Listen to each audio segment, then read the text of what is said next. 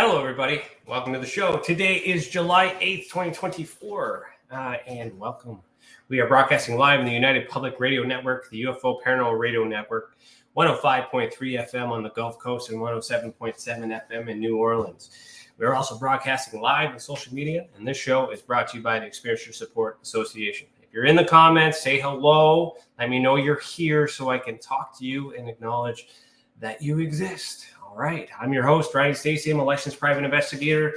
As the Director of Investigations for the Experiencers Support Association, I use my investigative skills to dive headfirst into the hidden mysteries of UFOs, paranormal activity, and consciousness phenomena. So thank you for joining me today. Full disclosure, it's another hot one in the attic. The AC is off, so you guys can hear it, but I'm going to be sweating, and you're going to have to deal with it. Last week's episode, last minute, sorry, guys. It was Canada Day. And I had a complete oversight. So the episode that I planned on doing last week, I'm doing today. We did do a replay, so now we have that. So on holidays and stuff like that, expect a replay from me now that we have that figured out with the network. And you can thank them for that, because if it was up to me, I probably would have just had no show for you. But they pleaded and said that it's good for the viewer, so we did that. So that's what we're going to do.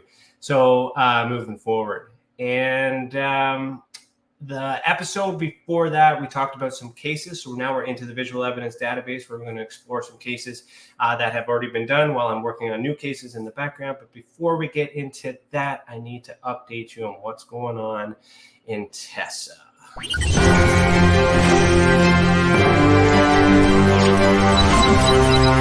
Tessa news and updates.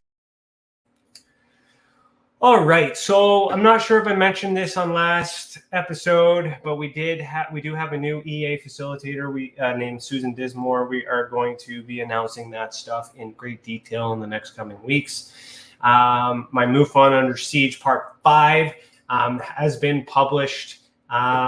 There's been, as of this morning, there's been some confusion around the information that's been made publicly available. So using the emails and the permissions that we were given that were saved, we published as is. Since then, obviously, there's been some chatter with MUFON here, and some things want to be changed. So we acknowledged that today, and we made some changes for privacy issues. But even though when we published it before, it wasn't a concern that could trace to anybody unless they have the information. But there was a little bit of a privacy concern with MUFON. So we decided to assist them, even though we didn't have to, because we had their permission documented. We decided that we would do what we could to help them, because we do eventually want to work with MUFON if we can. Particularly, I want to work with MUFON Canada, because I'm, Canadian, and that's my old crew. All right. So we did, do what we needed to do to redact all of the personal information, even though it was already redacted, to help make them happy. So if you guys are watching this, we've done that. Check your email. We've responded to your plea in due time. But if there's any other issues, continue to work with us. And as a friendly tip to those who may be involved in controversial activities, if we request to speak to you, do your research before we publish.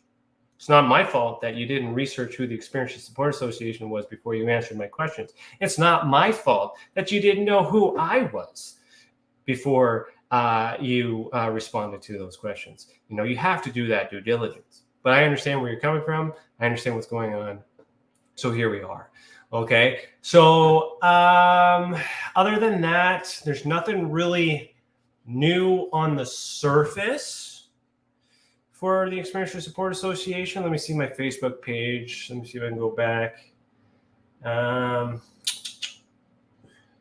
on my Facebook page, we were just talking about these episodes that come in. I had a little bit of scenario with my kid. She pointed out that there was a lie in the word alien, and that got me thinking. So you can check that out on my Facebook page. And for those of you, there was an interesting video I shared about this theory that Mr. Bean was an alien. So you want to head over to my Facebook page and you can see that. And I also got this really cool blanket. I posted that, and here we are live. So you're up to speed. So if you guys are interested in that, I'll put that in the comments for you guys if you guys want to follow me on the Facebook page. Hi, Lisa. I see you. Hello. Thank you. Thank you. Also, if you guys are interested, I do have a Patreon page. I talk about it. You can join for free, but what I've been doing is I've been posting behind the scenes stuff, as well as the stuff you see on my other social medias, but you're going to get some behind the scenes stuff and get to know me. There's also, for $5 Canadian, it's probably like $1 American, you guys can get a one-on-one chat with me if you guys want to talk to me more often. Okay, so that's there. And this tier is also available for those who are interested in being part of my investigation team. So I'm going to put that in the comments. And then, we're going to get into the cases promised for today's show. Let me just see here. Catherine Grace, thank you for liking and loving. It appears you did both, one or the other. Okay, thank you. Okay, so let's get into it. So last week, we went to our visual evidence database. You go to investigations and visual evidence, you're going to see cases that have been published. I am in the middle. I do have a to-do list to revamp some of these points to make it a little bit more cleaner because my investigation process has changed quite a bit. Speaking on that, behind me here, my 2 published books. We recently changed the name of that. I'm just waiting on Amazon to approve the ebooks, and then we'll announce that. It's a better branded name so people can find it. When I called it the Canadian Current Event Survey, I thought it was catchy because it stands for CSIS, but it's really hard to find, and I wasn't quite sure if it would pick up. So now I'm about to write my 3rd and 4th book, and a lot of are interested in that. So I've rebranded it. All right. It's let me see. It's EFTN is the new abbreviation. I'll give you that little nugget. EFTN. Okay. See if you can guess what that means. All right. So last week's episode, we were covering the far East Coast, Newfoundland and right? Nova Scotia, Newfoundland. Yeah. And then today we are going to be, I think, aerial activity. So let me just uncheck these things to make sure I have the right things selected in our database. All right. So I think we're moving a little bit east here. Sherbrooke. Did I do that one? Yeah. I think the ones I wanted to talk about was 64 and 50. Yes, so these are beings observed. But before that, let's talk quickly about the strange lights in the sky in Sherbrooke, Quebec. So that's actually aerial activity. So we'll be right back for that.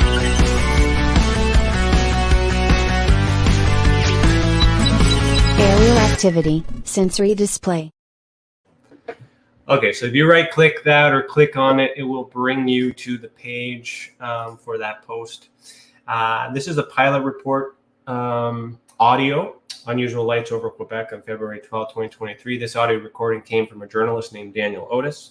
Him and I do often share our investigative approach on this phenomenon, and hat tip to him for covering this. And then there's a transcript. So let me just read that to you guys. Or actually, you know what? We can listen to it because there's an audio. So how about we just listen to it? We'll sit back and listen to this audio here. Okay, so it says here, on February 12, 2023, at approximately 0800 Zulu, several aircraft near Sherbrooke, Quebec reported seeing 2 or 3 very strange lights in the sky, high above the flight paths. The reports appeared in Transport Canada's online aviation incident database on February 21. The audio recording with air traffic controllers in Montreal was taken from liveatc.net, and the audio clip has been edited for length. Okay, so let's enjoy that. If you can't hear it, let me know.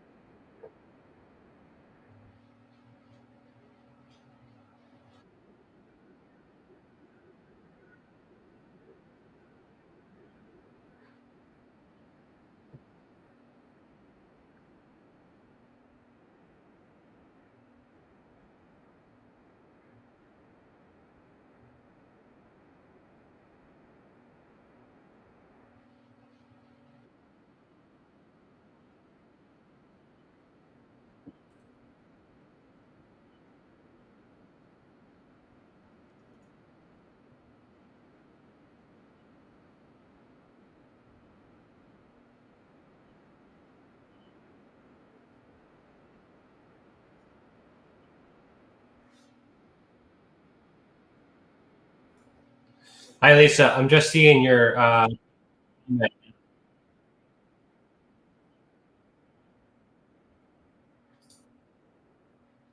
I didn't realize you couldn't hear it, so it says no sound. So I apologize for that. Okay. I thought you could hear it because you heard the video on here last time.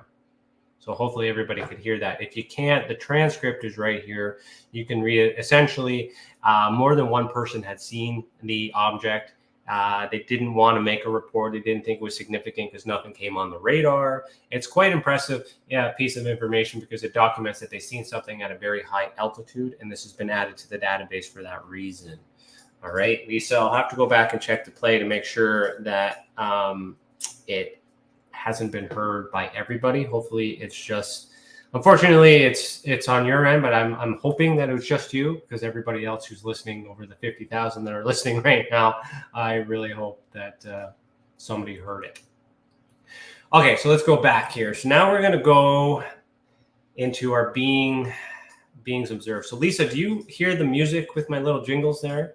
So I'm going to play the beings observed video. It's only 8 seconds. Tell me if you hear this music.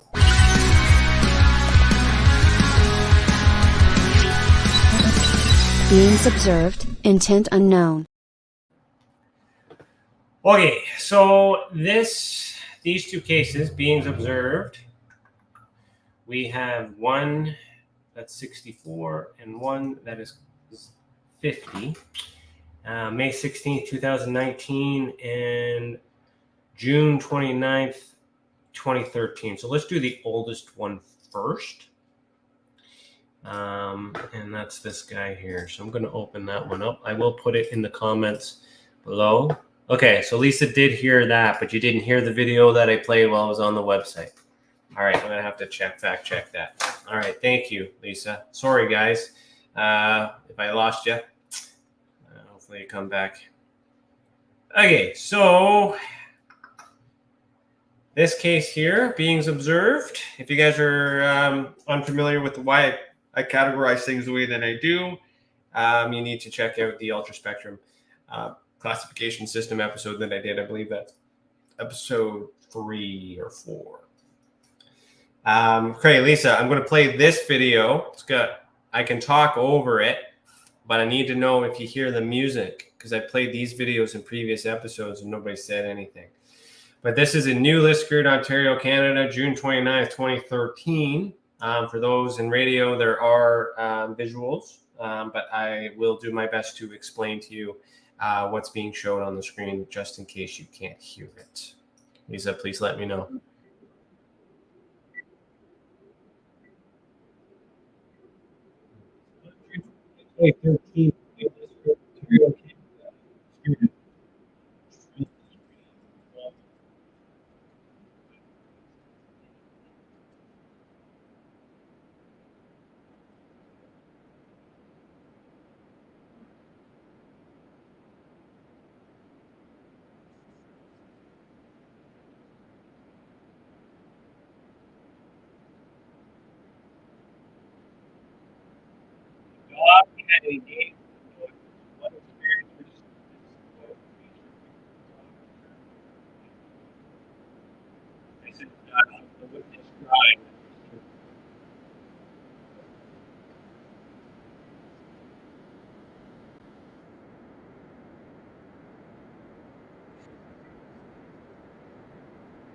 No one was harmed during this experience, despite how aggressive creatures like they were calling it.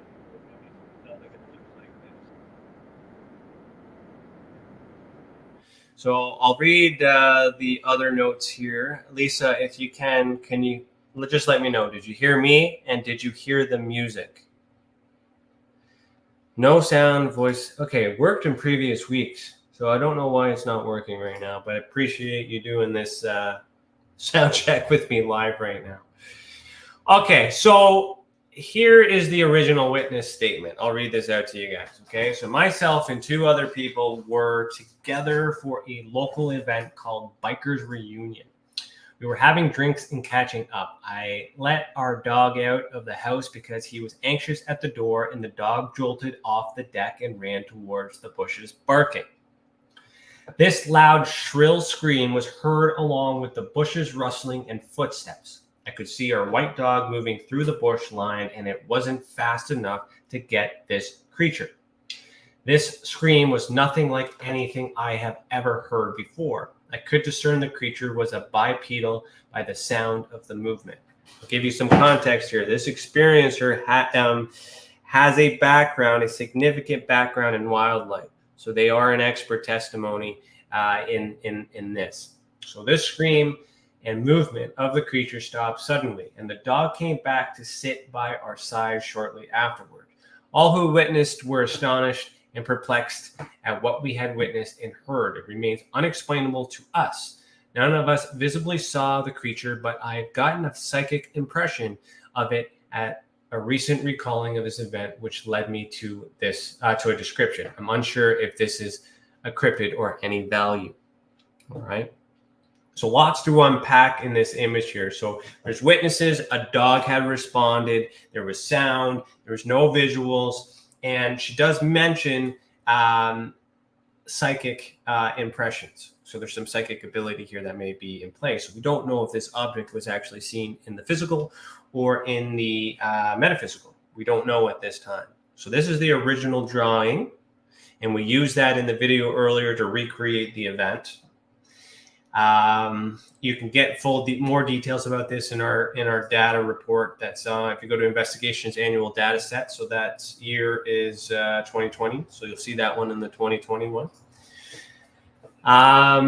So this experiencer requested an investigating report. We've done that. I have more details on that somewhere in my files. It is a female. Obviously, I said she, blood type A positive, blue eyes. We're just still measuring what type of people have these events, and particularly in the psychic events, because a lot of these things could be seen in the mind, but still exist in the ultra spectrum, what you guys call the ether, or the area in which source comes from, perhaps. So she had 3 witnesses. She felt positive about it, considering that's pretty good. No injuries to her or the dog or anything like that. But this particular event took place June 29th, 2013. The experiencer came forward 7 years later in December 17th, 2020. Okay. The event happened at 1 o'clock in the morning. The time zone of the event was Eastern time. It lasted 5 minutes. It happened at night. It appears to be an isolated incident at the time that the experiencer made her report. She has previously reported. There's no third-party involvement, so she never reported anybody else. The only evidence provided is analogical, which is a drawing. Evidence rating was based on 3. So if you want to understand how that works, you go to investigations and you look at the ultraspectrum classification system. And look at our evidence rating. So evidence rating drawing only. So I categorize it as fair. Okay. This category in the ultraspectrum classification system is beings observed, paracryptid type, subtype is 5. So when you go to the ultraspectrum classification system here and you look at beings observed, you have paracryptid here, and the subtype is 5. So we call it a hybrid. Okay. And the reason why it was classified as a hybrid, I can tell you, is because it's bipedal, but it also appears to have webbed toes and webbed feet. So I'm classifying that as hybrid. Let me know if you agree with that or disagree in the comments. Okay. If you disagree, tell me why, and what using the ultraspectrum classification system on our website, what you think it should be classified as, based on this information alone. Archetype also could be extraterrestrial because it does resemble that of a gray, but we don't know. We don't know. We don't want to put these labels on it because we don't have that information. This is unidentified. I cannot figure out what this would be. I do recall speaking to our resident cryptozoologist. Let me see here. Alex Mistretta, who just also published an article here about the last hominid. He was of the belief that this was very similar to what we call the Dover demon. Let me see if I can Dover demon. Find a quick picture up here. And it does have a very close resemblance. And I would agree to him that it fits within that classification. Okay? That could be what we're experiencing here. Who knows? It was uninvited. Evidence level is 4.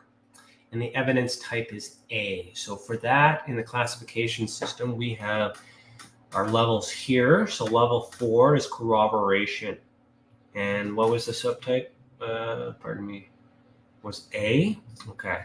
So then that means 2 to 3 witnesses. So in order for you to get a level 4, you have to have all the levels below it. In the Hynek Valley classification system, you can have any one of them. And it brought the illusion that the higher the number was more significant, but it could still be a level 4 and not be valid or not be anything of to woo about. With my system, it's based on the compound. So I've reordered the way that's done. So we have level 1, the method. So she obviously heard it. She saw it, perhaps. It might have been in her mind as well. So there's evidence of level 1 there. Trace evidence. She's provided a drawing. So that gives us the level 2. She was able to provide documentary evidence because we have the report. So that makes it level 3. And then there was witnesses, which makes it level 4. To get it to a level 5, there would have to be some evidence that proves back and forth communication with validation that it's intelligently responding. Just saying, hey, can you make this light move if you're doing an EVP and the light blows out? That's not a level 5. That could be wind. We have to rule out the fact that it wasn't wind before we can classify it as a level 5. Okay. So that's where we're at with that. So have I put it? Yeah, put it in the comments below if you guys want to take a quick look at that. Where we're at, 5:30. All right. So then we're on to the other case here, beings observed, and that is number 50. And I will put this in the comments below for you guys to observe that in great detail. All right, Lisa, I'm going to skip the video on this one. I'm just going to, with the audio, I'm going to skim by and read it and narrate myself just because of what you've told me.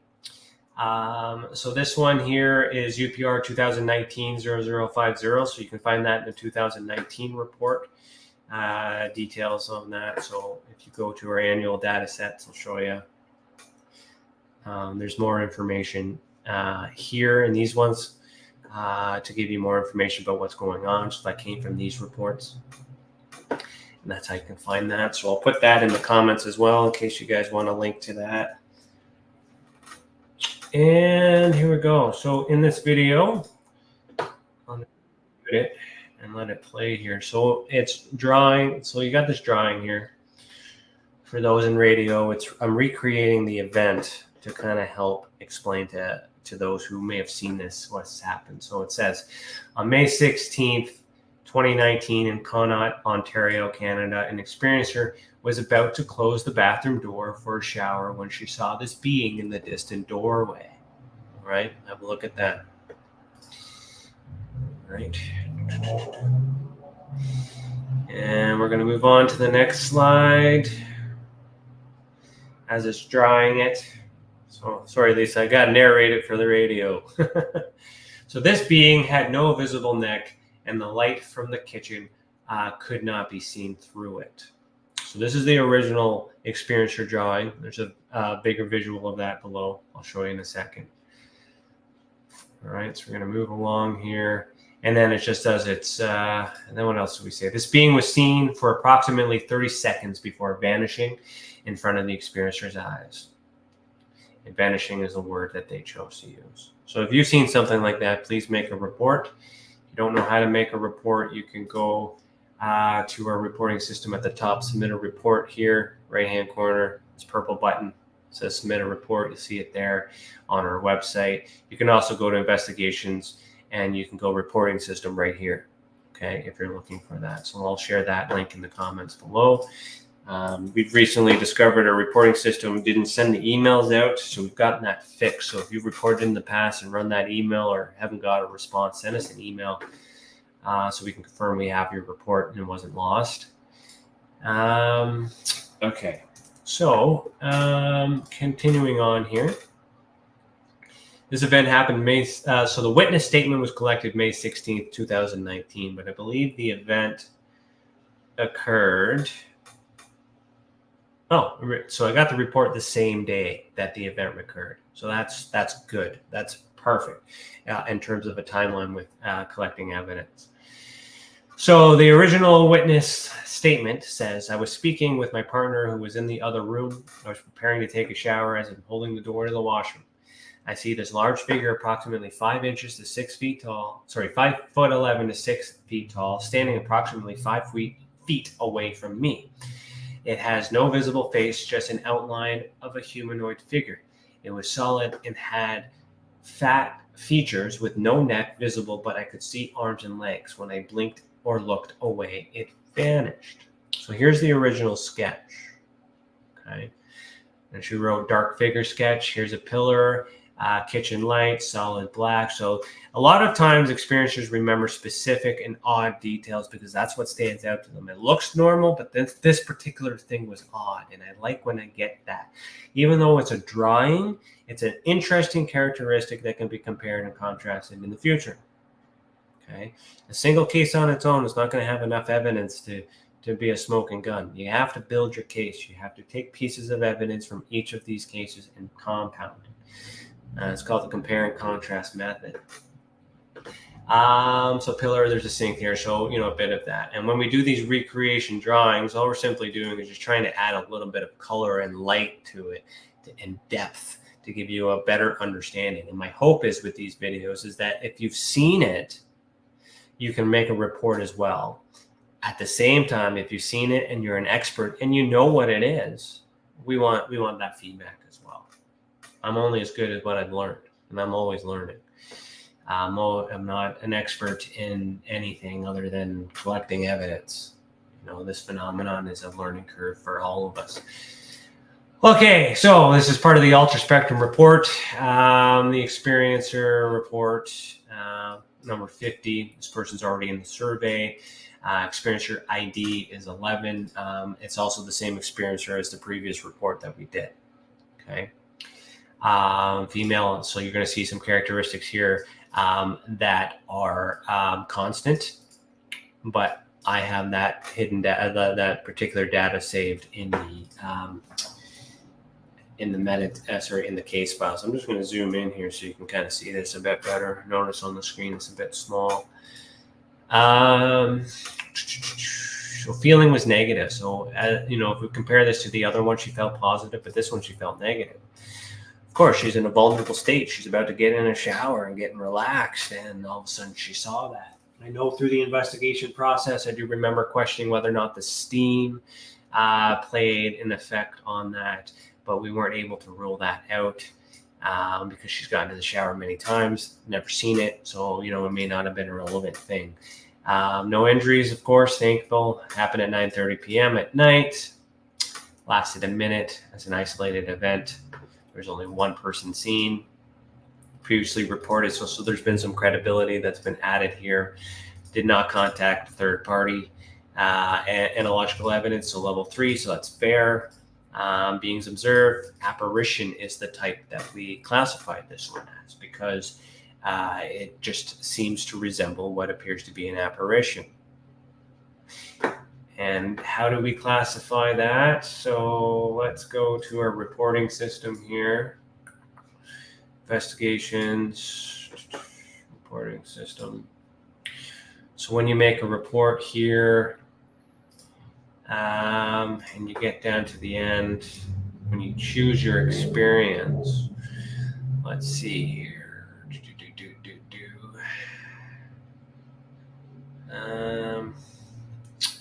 So if you choose an apparition, it's defined as a term used to describe an anomalous experience characterized by an apparent perception of either a living being or an inanimate object without there being any material stimulus for such perception. So based on that definition is why we've classified it as such. If you agree with that, let me know. If you disagree, let me know. Tell me why. I'm curious to know. Subtype is 6. So let's go to a reporting system. Not a reporting system. Let's go to our database. Sorry. Since I blew my screen up, everything looks a little silly. So the classification system, subtype is 6. Let's find that here. Beings observed, apparition, so transmedium is what we classified that as. Okay. Shadow figure is the archetype. Interesting. Apparition, shadow figure. These are terms that a lot of that are from the language that is used by the experiencer. I categorize it as beings observed. Apparition gets me close to what I'm investigating, but the experiencer called it a shadow figure. It's very important to understand that just, these labels and stuff can very well be the same thing. The other one was extraterrestrial in terms of an archetype, but it was still a being observed, right? So a lot of these groups have subgroups that we need to pay attention to. Disposition unidentified, I don't know what that is. I can't explain that one away. And if I did, I could say that the experiencer didn't have that experience, but then how do I know that? I don't know this, right? This was an extreme close experience. So an extreme close experience, according to our classification system, is less than 100 feet. No, extreme close. Yeah, less than 100 feet. Right there. Okay, for proximity. Uninvited, so they weren't meditating or sleeping or doing anything that willingly called it. The evidence is level 2. And that is just analogical. That's all we have. We don't have any back and forth conversation or anything else to bring it up to level. No witnesses. So we can't bring that up to a level 4 or level 5 under those rules that we put in place. Okay. And that's essentially it. So if these tags are there, if you want to see more, like beings observed, if you click this tag. How are we doing for time? We've got 20 minutes. I might have enough room to get another one in, unless there's some questions. Let me see here. Lisa says, I will never forget the shadow figure I've seen with the red glowing eyes. Yes. Those red eyes seem to be common. And so, you can use those tags at the bottom of these reports to see all these things in a quick visual. So here's one here with red eyes. Okay. That is common. And we'll notice that this particular being here doesn't have any eyes, but that doesn't mean they didn't exist. It just wasn't prominent in this experiencer's experience. Here we don't have any eyes that were drawn, so we don't know what color they were. This one has black eyes, which is part of that black-eyed children. An extraterrestrial over here. So there's all different types of beings observed, but they might be together. Brown eyes here, reptilian. These are all different types of beings that were observed. That's why they're in this category. If you want to call them extraterrestrials, you want to call them ghosts, you want to call them humanoids, you can call them whatever you want. But I'm not going to label them until I have enough evidence. The only constant is that a being was observed. And I have to look at the data that's collected based on your experience, to see what's in common, to figure out why you're able to see these. Maybe it has something to do with the A+ blood type.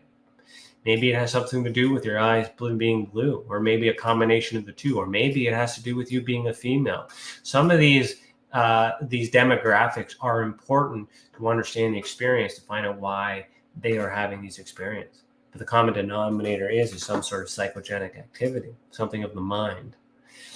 Right? They're able to see this place. This place exists, and there's energy, and there's information that's coming from it.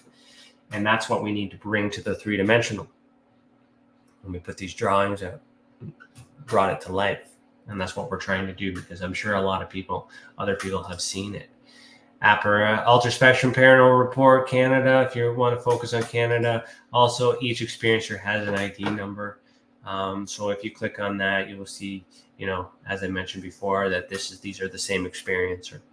So then you can kind of get, a bit of a pattern here that shows this particular experiencer is experiencing similar phenomenon that might be within the psychogenic spectrum. Okay, we're talking psychics here.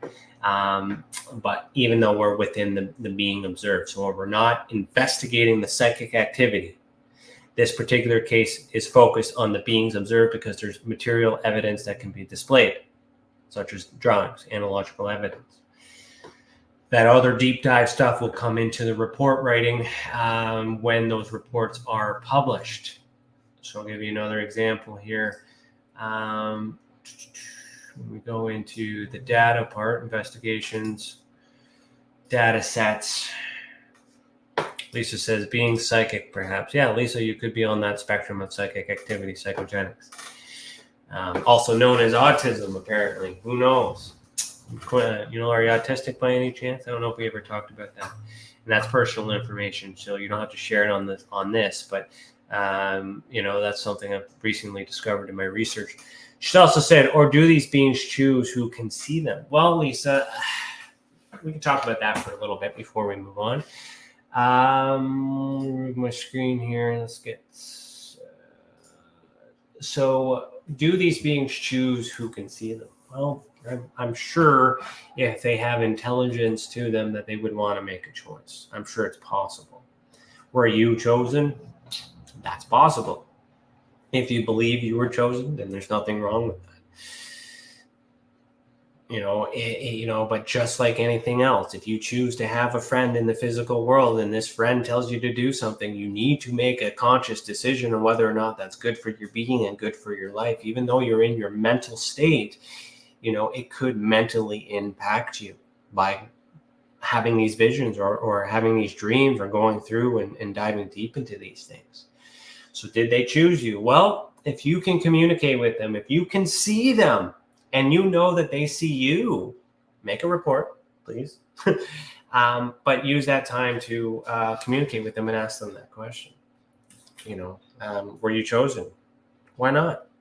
You're special. You're able to see it. You like to think that. Or was it a blanket, a blanket cast, and then all of a sudden you were just the only one that happened to receive that message? Similar to my experience. To my date, I'm the only one who saw that. Where it came from, I don't know. Maybe I intercepted something. So there is that psychogenic element that is in place. So did they choose? I can't say for sure. Being skeptical, hence the skeptical sleuth. But the next time you have that experience and you're able to talk to them, I would suggest that you ask those questions. Now, if you're chosen, you're getting into ego. What were you chosen for and why were you chosen? Right? Guardian angels and all these other things. So there's a lot of information here. There's belief there. So just got to be careful with the way we go down these rabbit holes. What can we prove? Well, I can't prove that, but maybe you can by asking. Okay. And I have to trust but verify. Just because you say that they told you that doesn't mean it's actually true. In the terms of collecting evidence, we got to trust the testimony of the experiencer, which makes it challenging, which is why I do these reports by removing all of those things that people judge. So that way you have just the verifiable evidence that's used to measure that you can do your own work. If you're interested in my work and my conclusions, then you go to this data set, you click on these reports, and then you can have a bigger understanding of what this collective data means. Okay, so you get a free copy of these on the data page on our website, experiencersupport.org. You can also purchase full manuals, full reports. There's some data sampling there from future years or years that occurred after the first report, and you can purchase those. If you click on those links, you will see the name of the new book because it's still being worked through Amazon, but I'm not going to release that here, but you can click it if you're curious. Zun Dragon says, just catching the end here. Hi, Ryan. Hi, good to see you. Thanks for tuning in. Catch the replay. We did have a technical difficulty at the beginning. Apologize for that, but hopefully I was able to fix that. Lisa, let me know if the way I did that last report was any better. Since we have time, let's see here. Let's take another look at the visual database and see. I gotta zoom out here for my size here. Let's see what we can talk about. Oops.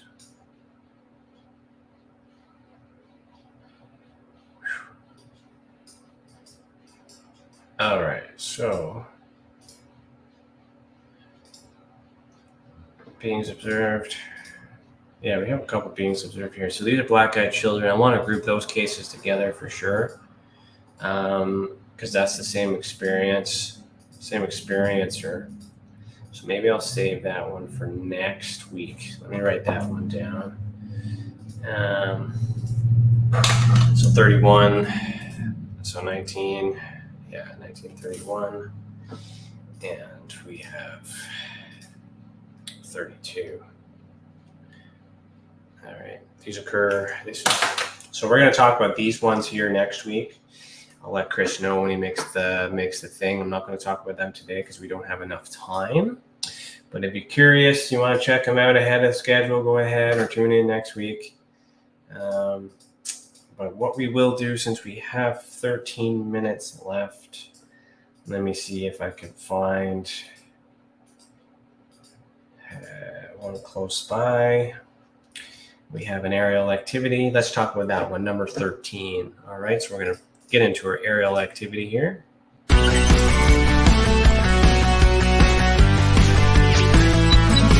Aerial activity, sensory display. Okay, so this one here, witness has experienced something on July 14th, 1981. Here's the video that goes with it. I'm just going to skim through to explain to you, show you that visual here. So on July 14th, 1981, in Espanola, Ontario, Canada, a witness has observed a very large orb move across the sky while laying on the grass near a baseball field. Let's keep going here.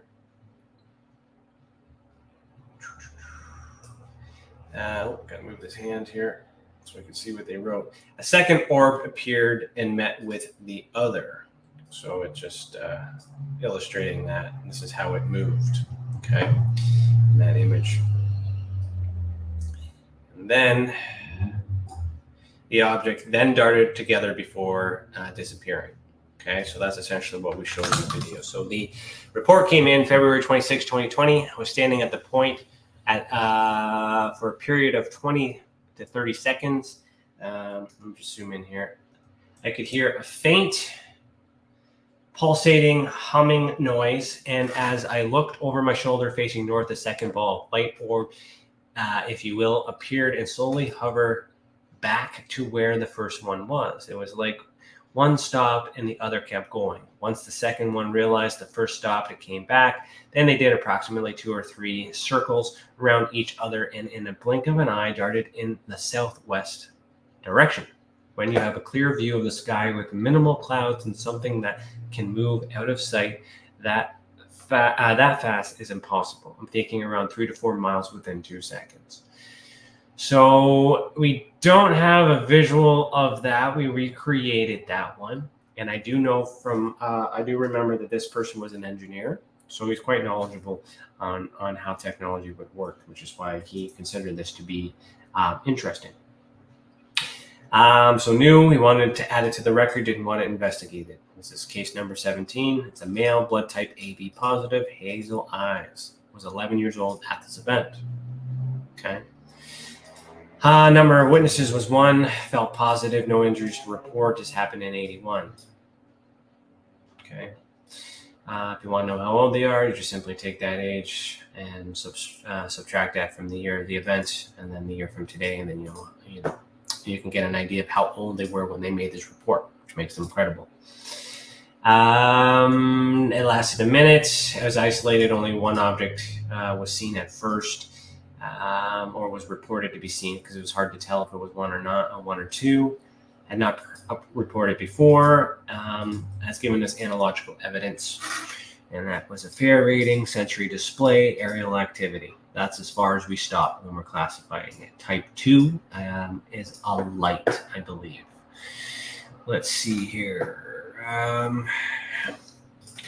So when we get into aerial activity,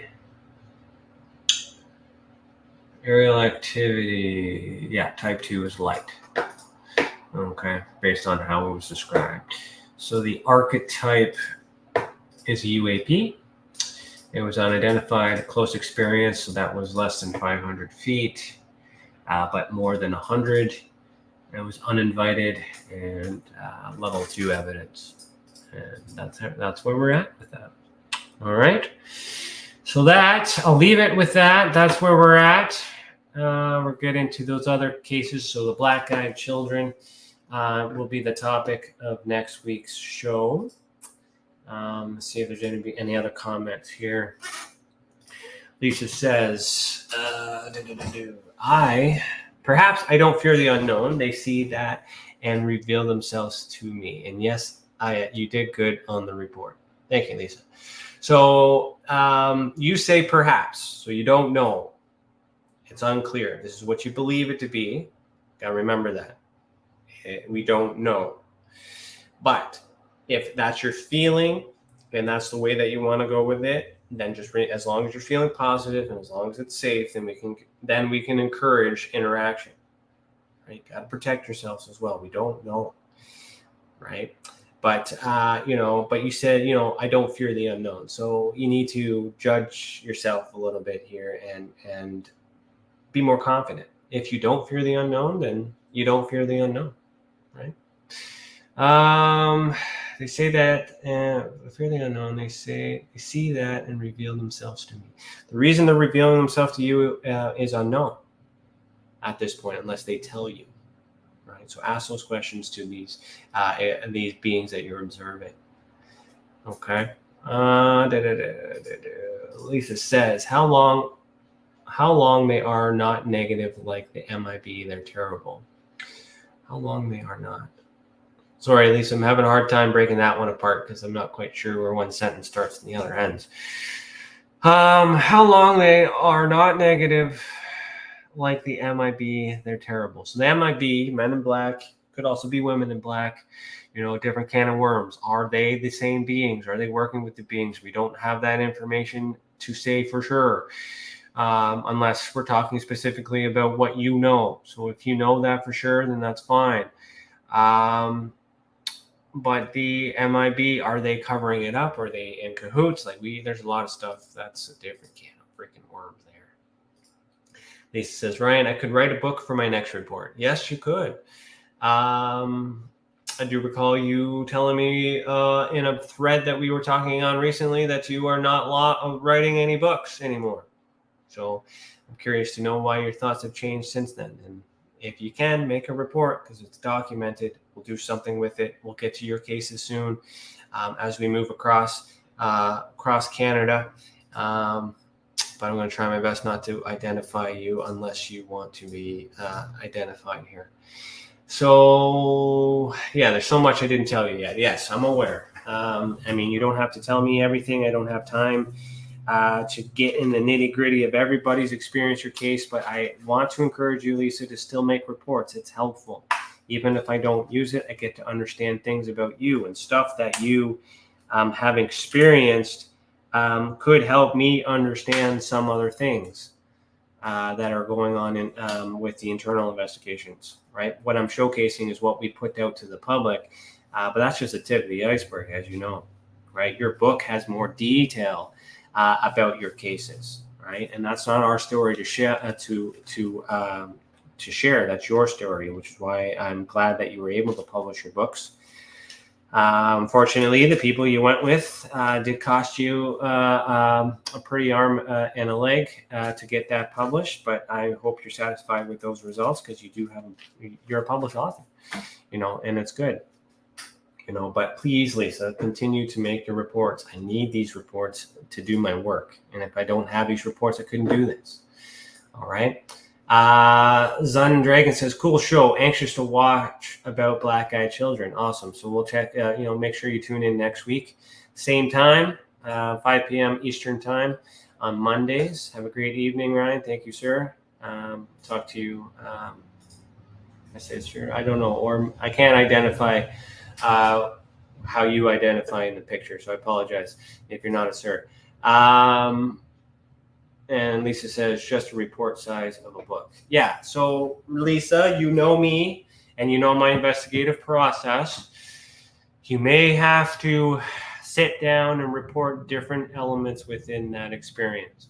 So if you see an extraterrestrial, or Angie again, if she's involved, and you're on a craft, I'm going to need you to make a report about those separate crafts. But just do one report, an index on the main event, and we'll help you split it up when we need to. We might be able to split it up as well. And I got Chris now, so I think I'm going to train Chris a little bit on reports on how to help me.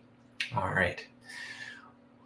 All right, thanks. I need glasses. I should be wearing glasses while I do these reports. I don't want to guess myself on these things here. But I'm looking at very tiny screens, so I got everything else in the background. It might be big on your big screen, so I apologize for that. Black-eyed children creep me out. Yeah, if you saw them at the edge of your bed, like this experiencer did. We'll talk about that next week. All right, so thank you, Lisa. I see Judy Campbell, Light Little Black Cat, Jimmy Edwin. I see that you've engaged. You've liked it on Facebook. So thank you for that like. If you guys have any questions, head out, check us out. All right. So I do have to end because I am on a limit of time. And I do have to say some things. So tomorrow night, Beyond the Tinfoil Hat with Danny Whitson. If you want to know the schedule for Beyond the Tinfoil Hat, you also can find that on our website. Let me just go back to normal here. There's your banner here. So he is talking to April Bussett, I believe, about Ghosted Magazine, haunted locations, and live readings. So you want to tune in to the Tessa channels and the UPNR channels tomorrow night at 6 p.m. Eastern time to catch that. That's 3 p.m. Pacific. Remember, if you guys want to support me on Patreon, I do have a Patreon. You can join for free, but if you throw in some coins there, you get some extra stuff, and you help keep this program and many others free for other experiencers. So that's what you're contributing to. You can also follow me on Facebook. Make sure you make a report, all that fun jazz. And yeah. So thank you for tuning in for this episode of The Skeptical Sleuth. We're broadcasting live in the United Public Radio Network, UFO Paranormal Radio Network, 105.3 FM, on the Gulf Coast at 107.7 FM in New Orleans. And we are also broadcasting live on social media. And the show was brought to you by the Experiencer Support Association. And remember that one lie is enough to question all truths. Thanks for watching. Keep your eyes in the sky. And as always, heed the world. We'll see you next week. If you want to really, really find out about Ryan, ask him about all his work and UFOs in Ontario. Ryan is one of Canada's leading new UFO investigators. He conducts and oversees UFO investigations on a constant basis. He's compiled a tremendous amount of data regarding UFOs in Canada. I have used his research extensively. He's much more than a one-dimensional character. He's an authority on UFOs and investigating them, Meg. Wow! Really goes over how UFO investigations are done and what are some of the mistakes that people make when they submit evidence. For starters, don't edit your videos or photos before you send them. He would come out with an annual report on not only the number of sightings, but how many were unexplained, unknown, or just, nothing could be said. What caused it? If you want to hear more follow-up conversation between Ryan and myself, you can go to richardolanmembers.com, where we have a candid conversation on ufology, the paranormal, and more.